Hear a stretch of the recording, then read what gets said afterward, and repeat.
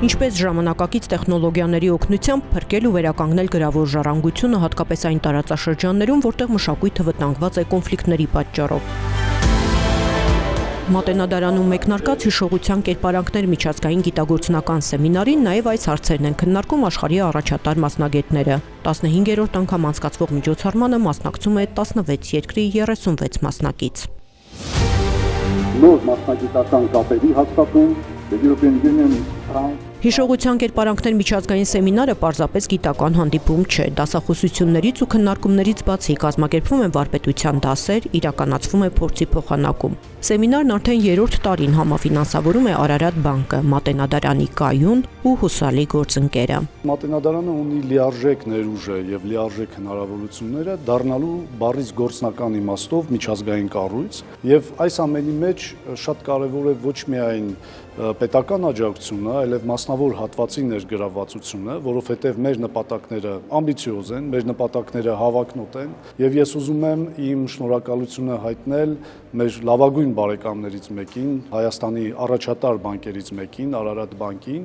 որը ըստ էության աննկատ կերպով դարձավ գրավոր ժառանգության պահպանման համակարգի կատարելագործման եւ անվտանգության մակարդակը բարձրացնող հաստատություն։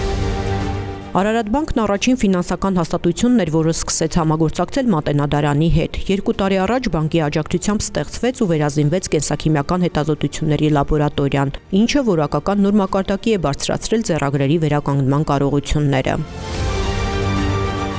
Արարատ բանկի աջակցությամբ արդիականացվել են Մատենադարանի տեսահսկման եւ անվտանգության համակարգերը, ապահովելով բացառիկ ու արժեքավոր ձեռագրերի, ինչպես նաեւ այցելուների, զբոսաշրջիկների ու Մատենադարանի աշխատակիցների անվտանգությունը։ Եվ մուտքի մոտ տեղադրված անվտանգային սարքավորումները, ամբողջապես արդիականացված տեսահսկման համակարգը ըստ էության թռիչքաձև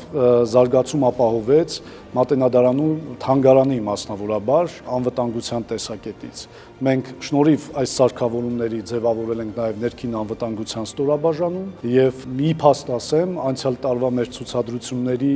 շուրջ 50%-ը ձեռագրերի ներկայացվում էր առաջին անգամ։ Այսինքն մենք տանում ենք գանձարանը բացելու քաղաքականություն։ Մենք ասում ենք, որ Մատենադարանում պահպանվող բացառիկ նմուշները պետք է ներկայացվեն հայ հանրությանը եւ միջազգային այցելուներին, իսկ սա նշանակում է, որ մենք պետք է ապահովենք դրա լիարժեք անվտանգությունը, ինչը եւ մենք իրականացրել ենք Արարատ բանկի աջակցությամբ։ Արարատ բանկի համար սա պարզապես ֆինանսական աջակցություն չէ, այլ արժեքների պահպանման առաքելություն։ Յուրաքանչյուր բիզնես այսօր պարտավոր է կանգնել հասարակության կողքին, լուծելով տարատեսակ խնդիրներ, թե գիտական, թե բնապահպանական, թե կրթական, թե առողջապահական ոլորտում։